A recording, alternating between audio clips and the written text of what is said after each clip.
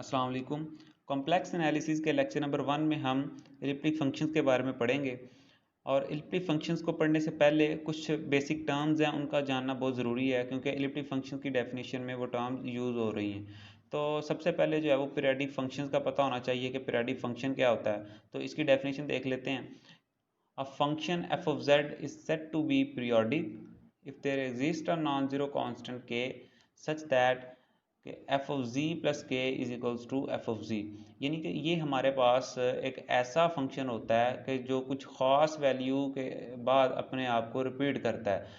यानी कि ऐसा फंक्शन जो किसी ख़ास वैल्यू के बाद अपने अपने आप को जो है वो रिपीट करता है, ऐसे फंक्शन को हम कहते हैं कि ये फंक्शन जो है हमारे पास ये पीरियोडिक फंक्शन है।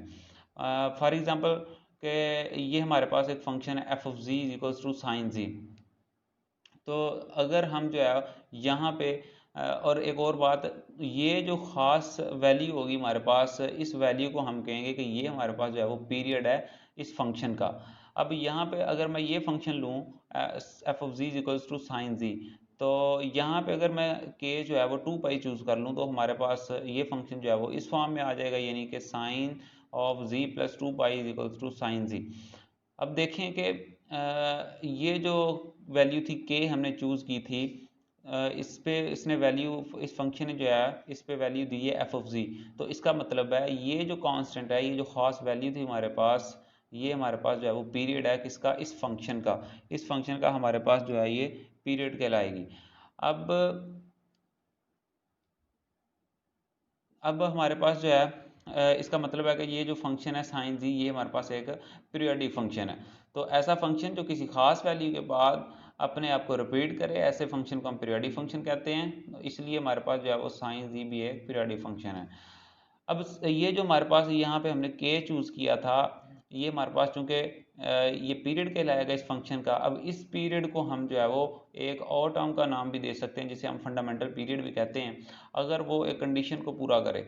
यानी कि ये जो के है हमारे पास, ये फंडामेंटल पीरियड कहलाएगा इफ़ नो सब मल्टीपल ऑफ के इज़ अ पीरियड। यानी कि अगर इस के का अगर मैं कोई ना कोई सब मल्टीपल ले लूँ, फॉर एग्जाम्पल जैसे हमने यहाँ पे के चूज़ किया था 2 पाई, तो अगर इसका मैं सब मल्टीपल देखूँ तो वो हमारे पास जो है वो क्या बन रहा है, वो हमारे पास जो है वो पाई बन रहा है। तो यहाँ पे अगर इसके सब मल्टीपल के ऊपर मैं फंक्शन को चेक करूँ कि वो अपने आप को रिपीट तो नहीं कर रहा, तो अगर वो अपने आप को रिपीट ना करे तो ऐसे पीरियड को हम कहेंगे कि वो हमारे पास फंडामेंटल पीरियड है। फॉर एग्जाम्पल ये देखें कि यहाँ पे 2 पाई जो है वो हमारे पास फंडामेंटल पीरियड है साइन जी का।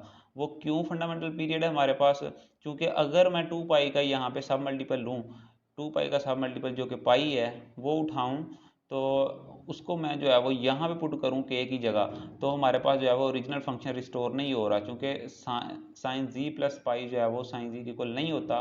तो इसका मतलब है कि इस पीरियड के ऊपर अगर मैं इसका सब मल्टीपल लूँ, इस पीरियड का सब मल्टीपल लूँ, तो उसके ऊपर ये जो फंक्शन है वो अपनी ओरिजिनल वैल्यू नहीं दे रहा है। तो इसका मतलब है कि ये हमारे पास जो पीरियड है ये हमारे पास फंडामेंटल पीरियड कहलाएगा। इसके बाद हम डबली पीरियोडिक फंक्शंस को देख लेते हैं कि ये फंक्शंस क्या होते हैं। A function is said to be doubly periodic if there exist two non-zero elements omega 1 and omega 2 such that कि ये हमारे पास जो है वो f of z plus omega 1 is equals to f of z, यानी कि इस नॉन जीरो कांस्टेंट पे जो है वो फंक्शन अपने आप को रिपीट करे। इसी तरह ये जो नॉन जीरो कांस्टेंट है ओमेगा 2, इसके ऊपर भी फंक्शन अपने आप को रिपीट करे। अब देखिए कि हमारे पास जो पीरियोडिक फंक्शन था उस पर हमारे पास एक नॉन जीरो कांस्टेंट जो है वो होना चाहिए था, जिसके ऊपर फंक्शन अपने आप को रिपीट करता है। अब यहाँ पे आप देखें कि हमारे पास डबली पीरियोडिक में क्या हो गया कि दो नॉन जीरो कांस्टेंट होने चाहिए जिसके ऊपर फंक्शन अपने आप को रिपीट करे। तो ऐसे फंक्शन जो किसी दो नॉन जीरो कांस्टेंट्स के ऊपर अपनी वैल्यूज़ को जो है वो रिपीट करते हैं, ऐसे फंक्शन को हम कहते हैं कि ये हमारे पास जो है वो डबली पीरियोडिक फंक्शन है। अब एक और टर्म जो है जो कि इलिप्टिक फंक्शन की डेफिनेशन में यूज़ होगी, वो है मीरोमॉर्फिक फंक्शन। तो ये फंक्शंस क्या होते हैं, ये ऐसे फंक्शंस होते हैं कि जिनकी सिंगुलैरिटीज़ जो है वो सिर्फ और सिर्फ पोल्स होते हैं।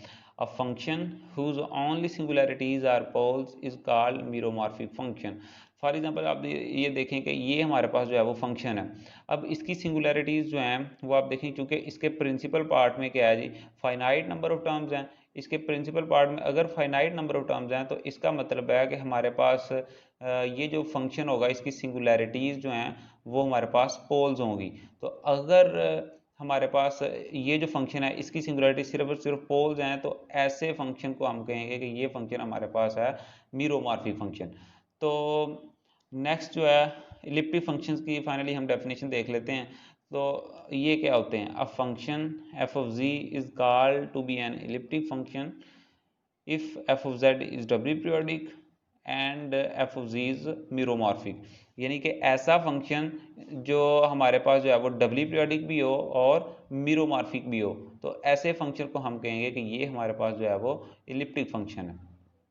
अब इलिप्टिक फंक्शंस की डेफिनेशन के बाद हम इसकी प्रॉपर्टीज़ को देखेंगे और वन बाय वन उनका प्रूफ देखेंगे, लेकिन उसके बाद जो है वो एक डेफिनेशन है और ये जो है प्रॉपर्टीज़ हम नेक्स्ट लेक्चर में डिस्कस करेंगे, वन बाय वन सबका हम प्रूफ देखेंगे। और उससे पहले जो है वो एक बेसिक डेफिनेशन है पीरियड पैरेललोग्राम, जो कि उधर प्रूफ करने में यूज़ होगी ये टर्म, तो इसका जानना बहुत ज़रूरी है। तो इसकी डेफिनेशन देख लेते हैं कि the parallelogram defined on vertices a plus omega 1, a plus omega 2, a plus omega 1 plus omega 2 is called a period parallelogram।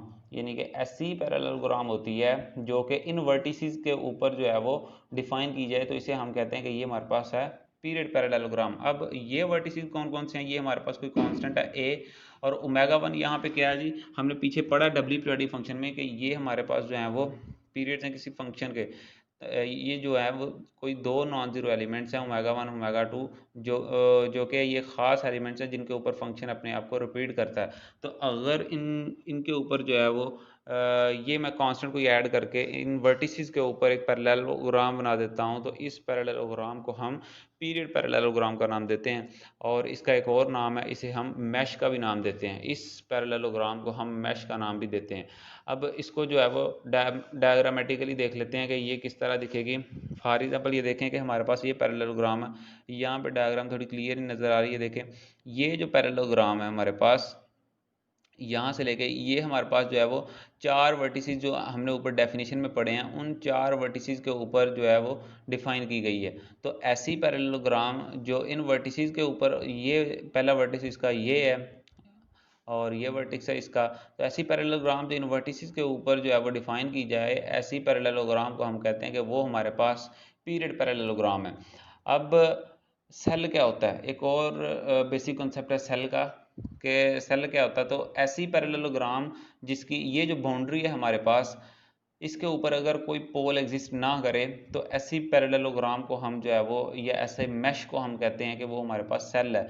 For example ये देखें, हम डेफिनेशन पहले देख लेते हैं कि a periodic parallelogram is called a cell if there is no pole on the boundary of the mesh. अगर इस बाउंड्री के ऊपर हमारे पास कोई पोल, कोई ऐसा पॉइंट एग्जिस्ट नहीं करता जो कि पोल हो, तो ऐसी पैरेललोग्राम या ऐसे मैश को हम कहते हैं कि ये हमारे पास जो है वो सेल है।